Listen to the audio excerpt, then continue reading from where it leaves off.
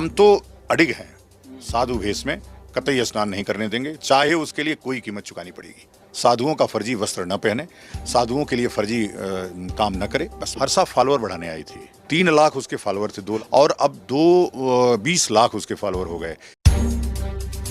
महाकुंभ में पहले अमृत स्नान के दौरान पेशवाई के रथ पर बैठने और अपनी खूबसूरती को लेकर चर्चा में आई हर्षा रिछारिया को लेकर विवाद थमने का नाम नहीं ले रहा है। हर्षा रिछारिया अब अखाड़ा परिषद के महंत रविंद्र पुरी के संरक्षण में आ गई है। वहीं स्वामी आनंद स्वरूप ने इस पर कड़ी आपत्ति जताई।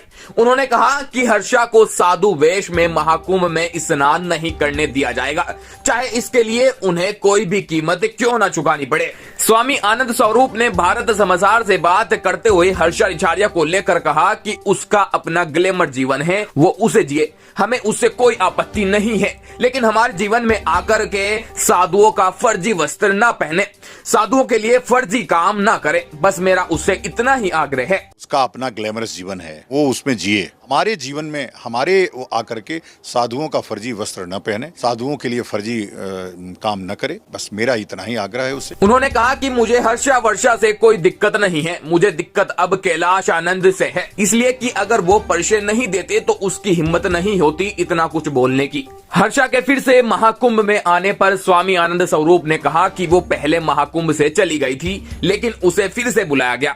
इस बार उसे रविंद्र पुरी जी ने बुलाया कि आओ देखते हैं कौन क्या कर लेता है तुम्हारा। हमको ये कहना है कि एक स्त्री के लिए अखाड़ा इतना परेशान क्यों है? वो अपने चरित्र के लिए परेशान रहे कि हमारी समृद्धि कैसे होगी, हमारी वृद्धि कैसे होगी, अखाड़ों की जो मर्यादा है वो स्थापित कैसे होगी, उसकी प्रतिष्ठा कैसे स्थापित होगी, उसकी चिंता छोड़ करके एक स्त्री के पीछे कि नहीं तुम आओ, तुम नहाओ, अमृत स्नान करो। ऐसी कौन सी दिव्य शक्ति है उसमें कि वो स्नान कर लेगी इन लोगों के साथ तो ये लोग तर जाएंगे। उन्होंने कहा कि अखाड़ों की प्रतिष्ठा कैसे स्थापित होगी, उसकी चिंता छोड़कर एक स्त्री के पीछे कि नहीं तुम आओ, तुम नहाओ, अमृत स्नान करो, ऐसा कौन सी दिव्य शक्ति है उसमें कि वो स्नान कर लेगी इन लोगों के साथ के लोग तर जाएंगे।